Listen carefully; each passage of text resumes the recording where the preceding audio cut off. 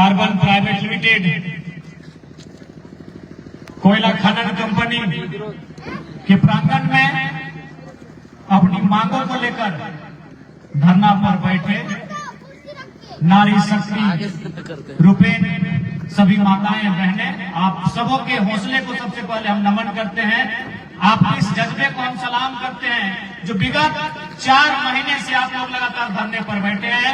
मेरा सबसे पहले जोहार आप तमाम माताओं को जिन्होंने मोर्चे को संभाला है और ये बताया है कि वास्तव में 21वीं सदी नारी सशक्तिकरण का दौर है। आपके धरने ने, आपके हौसले ने, आपके जज्बे ने इसे साबित किया है।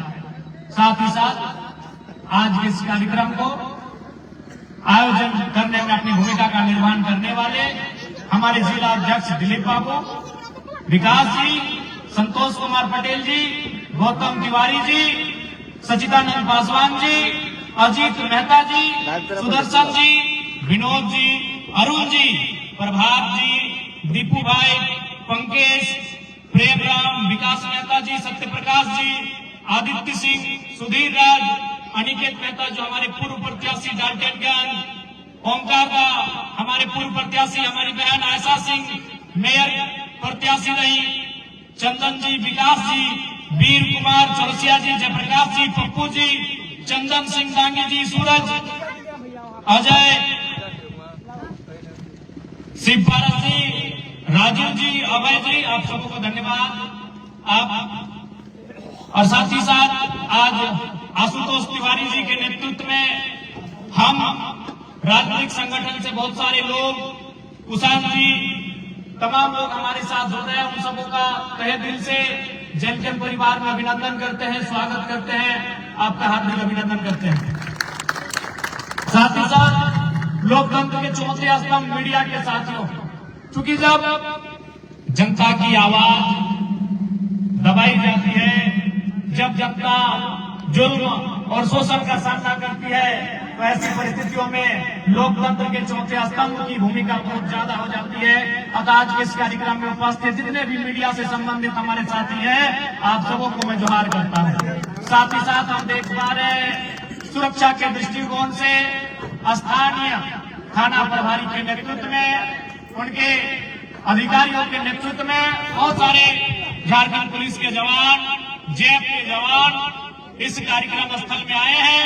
मैं उनका भी अभिवादन करता हूं, मैं उनका भी धन्यवाद देता हूं। और विशेषकर आज के इस कार्यक्रम में उपस्थित कुछ बहनें भी आई हैं, मैं उनका भी धन्यवाद देता हूं। और साथ ही जितने भी नौजवान साथियों, आप सबों को जोहार, आप सबों को नमस्कार। आज फेयर माइंस के प्रांगण में यहाँ के रैयतों ने इस धरने के माध्यम से अपनी आवाज को, अपने हक अधिकार के बातों को रखने का काम किया है। मैं आप सबों को स्पष्ट कहना चाहूंगा, जब मैं यहाँ आ रहा था, मैं यहाँ आने के बाद माताओं बहनों से मिला तो कंपनी प्रबंधन वाले ये कह रहे थे, वो सुनाई उन्होंने अपनी आप बीती कि आप धरने पर बैठकर क्या कर लेंगे। एक बात याद रखिएगा कंपनी प्रबंधन वालों, सबसे पहली बात, आपसे हमारी कोई निजी शत्रुता नहीं है, लेकिन आप अगर इनके मनोबल को तोड़ने का काम कर रहे हैं तो याद रखिएगा ये गांधी का देश है और एक अर्धनग्न फकीर महात्मा गांधी एक लाठी लेकर अंग्रेजों को खदेड़ने का काम किया था। ये तो बहुत संख्या में है, इसलिए इस घमंड में नहीं रहिएगा।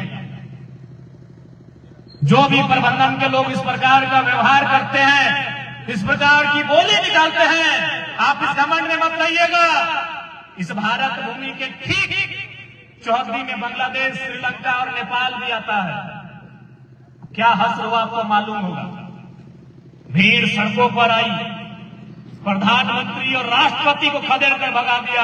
आप तो कंपनी के ओनर हो, आप तो कंपनी के संचालक, इसलिए आपने हमारी कोई निजी शत्रुता नहीं है। भारत एक संवैधानिक देश है और आप जो उस कंपनी का संचालन कर रहे हैं, वो कंपनी जिस पॉलिसी के साथ चलती है, उस पॉलिसी के तहत आपको इनको मुआवजा, इनको नियोजन और तमाम प्रकार की सुविधाओं को देना होगा। और नहीं जो आज धरना आप देख रहे हैं, ये धरना एक बहुत बड़ी बंदी का रूप लेगा और इसकी सारी जवाबदेही आप कंपनी प्रबंधन की होगी, इस बात को याद रखिएगा। आज पता नहीं पूरे देश में चल क्या रहा है। जिस देश का संविधान ये कहता है कि भारत देश of the people, by the people, for the people का देश है, जो जनता के लिए, जनता के द्वारा और जनता को चुना जाता है, जनता की सुविधा के लिए चुना जाता है। आज उस देश में ये केवल झारखंड की घटना नहीं है, ये पलामू के पड़वा की घटना नहीं है।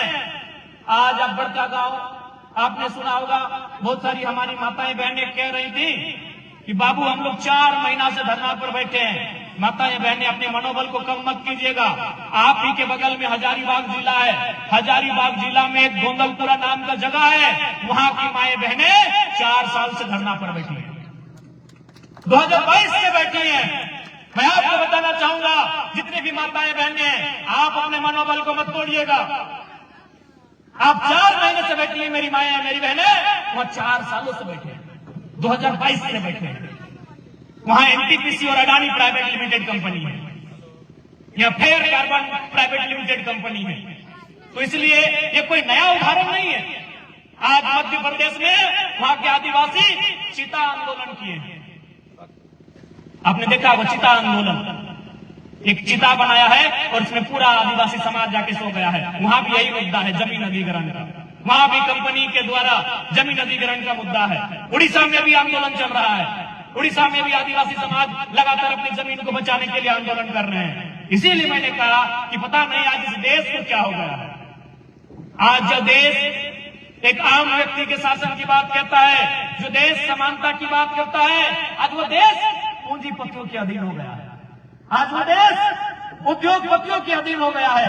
आज हर एक जगह आंदोलन किया जा रहा है, आज हर एक जगह लोग धरने पर बैठे हैं। ये बहुत ही चिंता का विषय है। इसलिए आज हम सबों को ये साबित करना होगा कि यह देश किसानों का देश है, ये देश मजदूरों का देश है, ये देश एक सामान्य व्यक्ति का देश है। यह देश किसी विशेष व्यक्ति का नहीं है, यह देश किसी उद्योगपति का नहीं है, यह देश सामान्य से सामान्य व्यक्ति का देश है। आज मैं अपने बहुत सारे हमारे डीएसपी मित्र हुए हैं, उनसे मैं बोलता भी हूं, कभी मिलता हूं कि भाई अगर कभी कंपनी में धरना देता है कोई रैया, पूरा पुलिस लेके आप आ जाते हैं, क्या कारण है? बोला कंपनी वाला टैक्स देता है। बोले किसान का खेत में तो टैक्स देता है, अगर हमारे खेत में जंगली सुअर आते हैं, आप कहने आते हैं?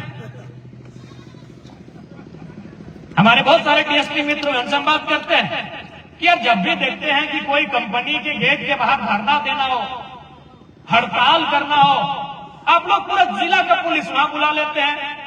तो कहते हैं कि नहीं कंपनी वाले टैक्स देते हैं। तो हमने उनको कहा कि भाई अगर कंपनी टैक्स देती है तो किसान का खेत भी तो टैक्स देता है, हम भी तो लगान रसीद कटाते हैं। और अगर कंपनी को नुकसान होने के डर से आप उनकी रक्षा में आ जाते हैं, आप उनकी सुरक्षा में आ जाते हैं, तो हम आपको खेती के दिन बुलाएंगे।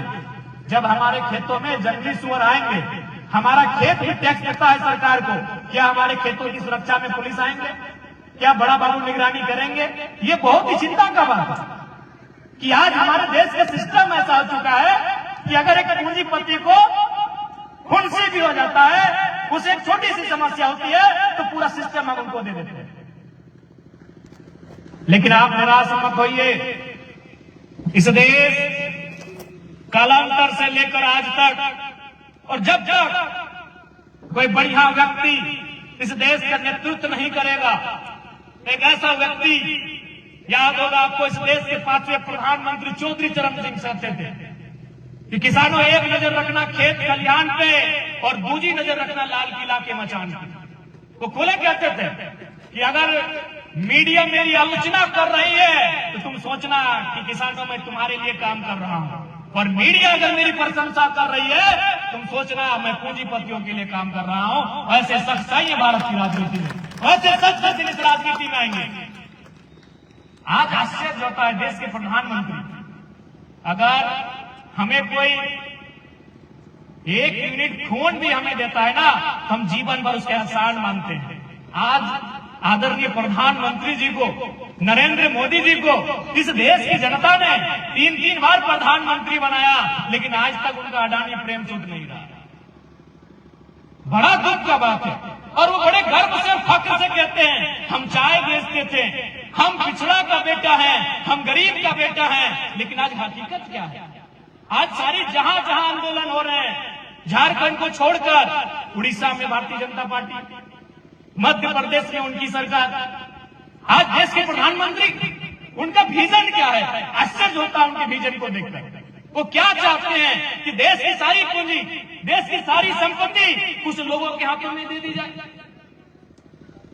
हमें कोई 1 मिनट का खून देता है, जब हमें जरूरत होती है जीवन भर याद रखते हैं कि उस व्यक्ति ने हमें खून दिया था।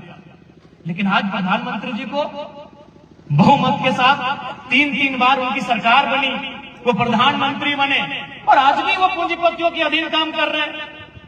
आज आपको याद होगा विधानसभा बजट सत्र में मैंने एक सवाल उठाया था, और उस सवाल का जवाब भू राजस्व मंत्री दीपक बिरुवा जी दे रहे थे। हमने उनको टोका कि दीपक भाई क्या कर रहा है आप भाई? अरे हमने आपको सीधा सवाल पूछा, ये आपको जो सेक्रेटरी वाला फाइल टाइप कर रहे हैं मेरा सामने, हमने सीधा सवाल पूछा है कि धरना जहां जहां हो रहा है आपको जानकारी है या नहीं? वो फाइल पढ़ रहे हैं, हमने देखा होगा उस भाषण। हमने यही सवाल किया था कि इस राज्य में भूमि अधिग्रहण के लेकर पूरे राज्य में व्यापक आंदोलन हो रहा है।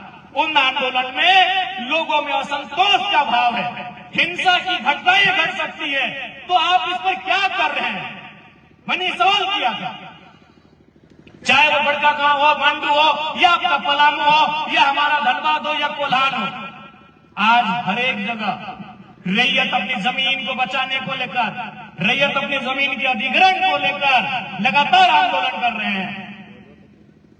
लेकिन आज इस मंच के माध्यम से यहाँ के तमाम रैयतों को हम कहना चाहेंगे, यदि प्रबंधन आपकी बात को मानती है, आपकी बातों को सुनती है, तो उसका स्वागत है, नहीं तो आने वाले दिन यह आंदोलन को ग्रुप करने का काम करेगा। यह प्रबंधन को हम कहना चाहेंगे। और इस घुमान में मत रहिएगा। हम मानते हैं कि आज एक बड़ा फाइनेंस सभी कंपनियां पॉलिटिकल पार्टियों को करती है, ये सच्चाई है। इलेक्ट्रोल बॉन्ड के माध्यम से पूरे हिंदुस्तान को पता चला कि टाटा हो, बिरला हो, अडानी ग्रुप्स हो, बाकायदा कोई भी छोटी से छोटी कंपनियां एक पॉलिटिकल पार्टी को कितना चंदा देती हैं। हम जानते हैं, हम मानते हैं कि तमाम कंपनियां, प्राइवेट कंपनियां, सरकार की पार्टी हो या विपक्ष की पार्टी हो, सबको चंदा देने का काम करते हैं। इसलिए इनको ये लगता है कि रैयतों के आंदोलन को दबाया जा सकता है। लेकिन याद रखिएगा, जब जुल्म बढ़ जाता है, जब अन्याय बढ़ जाता है, तो याद रखिएगा नेपाल के जैसे लोग सड़कों पर आएंगे, और जब वो प्रधानमंत्री को नहीं गिनते हैं तो फिर आपको भी नहीं गिनेंगे। इस बात को याद रखिएगा। आपसे हमारी कोई शत्रुता नहीं है, न आपको हम जानते हैं, न आप हमें जानते हैं। लेकिन इस बात को हम आपको कहना चाहेंगे, जो पॉलिसियां हैं, जिस पॉलिसी के तहत कंपनी एक्ट के तहत हो या आरआर पॉलिसी के तहत, जो भूमि अधिग्रहण अधिनियम 2013 का कानून है, उस कानून के तहत आपको यहाँ के रैयतों को, और बड़ा दुर्भाग्य की बात है, आपकी कंपनी का नाम फेयर है और काम आप अनफेयर कर रहे हैं। हमें लगता है आप पक्का मोदी जी से ये सीखे हैं। गौ माता को बचाने की बात करते हैं और गौ मांस बेचने वाली कंपनी से 250 करोड़ का चंदा लेते हैं। वही हाल आप कर रहे हैं। कंपनी का नाम है फेयर और काम आप अनफेयर कर रहे हैं। बड़ा दुर्भाग्य की बात है, बहुत ही दुर्भाग्य की बात है। इस प्रश्न में जो इनकी मांगे हैं, जो इनकी बिंदुएं हैं, एक एक करके उन पर चर्चा करिए। मैं इस बात को भी मानता हूं कि जनता ने शायद 13 बिंदु रखा होगा, जनता ने 12 बिंदु का मांग किया होगा, 11 बिंदु का मांग किया होगा। आप कितने बिंदुओं पे सहमति जताते हैं? कितने बिंदुओं में 3 महीना में काम करते हैं? कितने बिंदुओं में 6 महीना में काम करते हैं? आपको बात करने के लिए आगे आना चाहिए, क्योंकि भारत एक लोकतांत्रिक देश है। आपको बात करने के लिए आना चाहिए। इनकी मांगे क्या है आपको सुनना चाहिए। इन्होंने जो जो मांग किया है आपसे, आप एक टीम बनाइए, इनसे भी एक टीम का डिमांड करिए। और जो जिला प्रशासन है, पलामू जिला प्रशासन, चाहे डीसी यहाँ के नेतृत्व करे, एसडीओ के नेतृत्व में हो, या किसी प्रशासन या पुलिस के अधिकारी के नेतृत्व में मध्यस्थता में एक डिस्कशन हो, एक मीटिंग हो, और उस मीटिंग के माध्यम से इन समस्याओं का समाधान करने की दिशा में आगे बढ़िए। वरना आप जो सोच रहे हैं लाठी के दम पर, ये पुलिस प्रशासन हमेशा आपके पक्ष में नहीं रहेगी। मैं मानता हूं कि सरकार को आपने चंदा दिया होगा और पुलिस सरकार के अधीन होती है, सरकार के डायरेक्शन में काम करती है, लेकिन इसका मतलब ये नहीं है ये जो पुलिसकर्मी है ये भी हमारे गांव घरों से गए हुए पुलिसकर्मी हैं। ये भी मिडिल क्लास फैमिली से तैयारी के माध्यम से यहाँ तक गए हैं। ये सब दिन आपके साथ खड़े नहीं होंगे आप, इसलिए मैं आप तमाम प्रबंधन से कहना चाहूंगा, आप अपनी एक टीम बनाइए। यहाँ के जो रैयत, और आपको तो शर्म आना चाहिए कि महिलाएं धरने पर बैठी हैं, रात बिरात ये धरने पर बैठी हैं। उनके साथ अगर कोई अप्रिय घटना घटी, उनके साथ कोई अनोनी घटना घटी, इसकी जवाबदेही किसकी होगी? ना यहाँ लाइट की व्यवस्था है, ना यहाँ किसी प्रकार की सुविधा है, ना यहाँ किसी प्रकार की सुविधा नहीं है। खुला आसमान में महिलाएं धर्मों पर बैठी हैं, यह बहुत ही शर्मसार करने वाली बात है। और इतना पूंजी कमा के कहां ले जाइएगा? आज समझ में नहीं आता है कि किसी कंपनी का पहला लक्ष्य मुनाफा ही क्यों होता है। क्या मानवता को आपने तोहिन कर दिया? क्या मानवता को आपने तार तार कर दिया? अरे मानवता की का भी ख्याल रखिए। क्या करेंगे इस पैसों का? आप भूल गए स्पेन और इटली को? लोग सड़कों पर थे, स्पेन और इटली में लोग सड़कों पर थे और करोड़ों रुपए उन्होंने सड़कों पर फेंकने का काम किया और कहा कि जो पैसा कोरोना से हमें नहीं बचा सकता वो पैसा किस काम का? ये पैसा एक दिन धूल बन जाएगा, इसलिए इस गुमान में मत रहिएगा। मुनाफा से ऊपर मानवता होता है, मानवता की बात कीजिए। और सबसे पहला मानवता तो आपको ये होना चाहिए कि महिलाएं धरने पर बैठी। मुनाफा ही सब कुछ नहीं होता। अगर मुनाफा सब कुछ होता तो सिकंदर ये नहीं कहता कि जब मेरा जनाजा जाए तो मेरे दोनों हाथ को लेकर देना, मैंने जितना जमा पूंजी कमाया है वो मेरे जनाजे के पीछे बिछा देना, और जो लोग मुझे काढ़ा देंगे वो कोई मामूली आदमी नहीं होगा, वो सभी के सभी मेरे सेनापति होंगे, मेरे महामंत्री होंगे। क्यों कहा था उन्होंने ऐसा? इसलिए कहा था कि दुनिया का संदेश जाना चाहिए कि जब मेरा जनाजा जाए, ये विश्व को जीतने वाला सिकंदर, आज भी हम लोग कहते हैं जो जीता वो सिकंदर, लेकिन आप शायद नहीं जानते सिकंदर कौन था। सिकंदर एक बहुत बड़ा सम्राट था जिसने पूरी दुनिया को जीतने का लक्ष्य बनाया था। और जब अंतिम समय, निकट समय सामने था, सिकंदर ने अपने लोगों को बुलाकर 3 चीज का डिमांड किया कि जब मैं मर जाऊं तो पहला काम करना, जब मेरा जनाजा जाए तो दोनों हाथ मेरा बाहर बुला देना। बोला सर इसका मतलब क्या होता है? नहीं, इसका मतलब होता है दुनिया को जीतने वाला सिकंदर खाली हाथ लौट कर वापस जा रहा है। दूसरा काम यह करना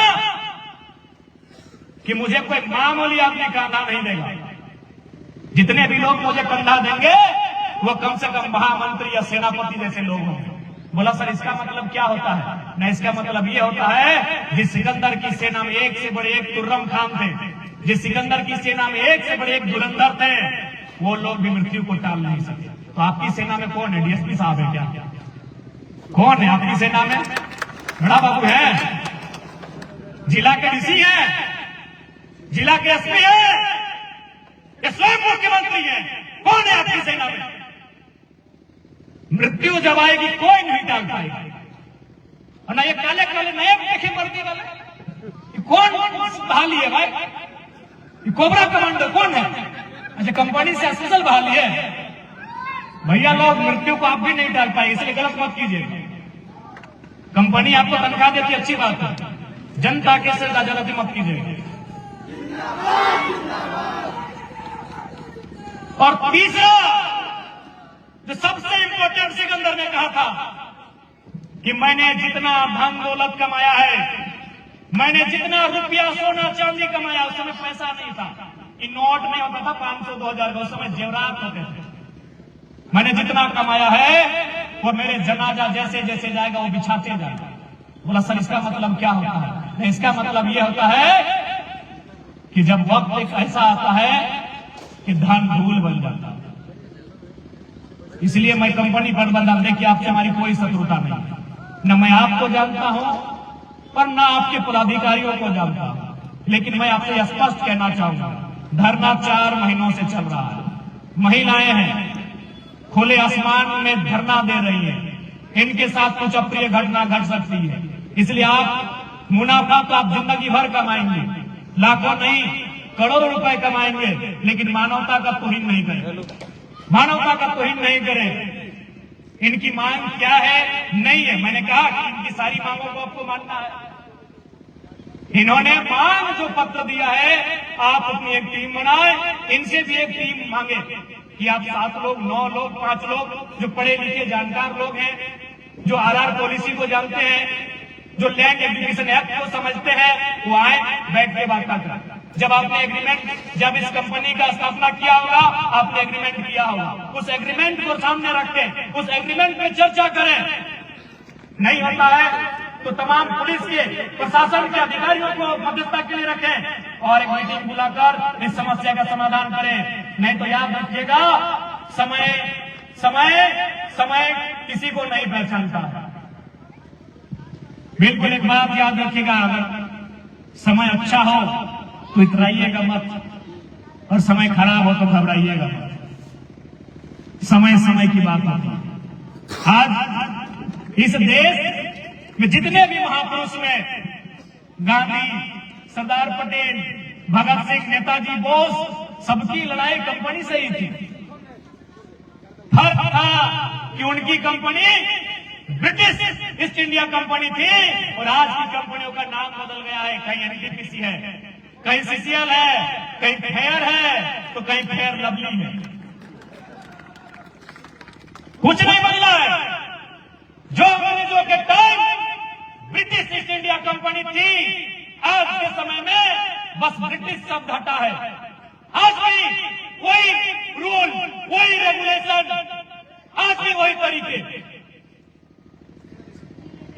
इसलिए मैं तमाम नौजवानों से कहना चाहूंगा, कंपनी से जब लड़ाई होती है, कंपनी से जब सामना होता है, तो लड़ाई आसान नहीं होती है। कंपनी से लड़ने वाला ही भगत सिंह थे।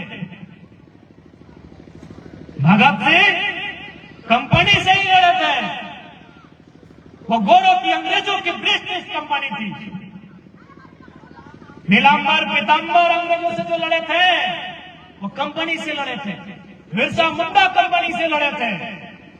आपकी पलामू में जितने वीर हुए, राजा पृथ्वीराज से लेकर तमाम, उन्होंने जो लड़ाई लड़ी थी वो लड़ाई कंपनी से लड़ी थी। आज कुछ भी नहीं बदला है। आज भी कानून, आज भी सत्ता नतमस्तक हो जाती है कंपनियों के आगे। उसका जीता जागता उदाहरण है आज झारखंड में चल रही आंदोलन। सरदार पटेल ने 1948 में कहा था कि जनता की मांग अगर गलत भी हो तो एक बार सुनना चाहिए, चूंकि लोकतांत्रिक देश है।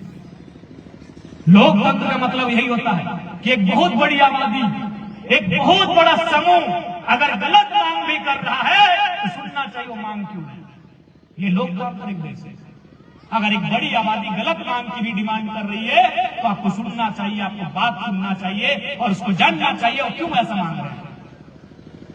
इसलिए आज इस धरना में उपस्थित हमारे तमाम माताओं बहनों, आपसे यही कहेंगे, हौसले को बिल्कुल मत हारिएगा, बिल्कुल हौसले को मत हारिएगा। ये लड़ाई आपके वजूद की है, ये लड़ाई आपकी अस्मिता की है, ये लड़ाई आपकी आने वाली पीढ़ी के हक अधिकार की है। आज आप अपने लिए लड़ने नहीं आए हैं। आपकी उम्र 50 हो चुकी है, आपकी उम्र 7 वर्ष हो चुकी है। आप तो आज ये लड़ाई लड़ने आए हैं। आप जो ये संघर्ष करने आए हैं, ये संघर्ष, ये लड़ाई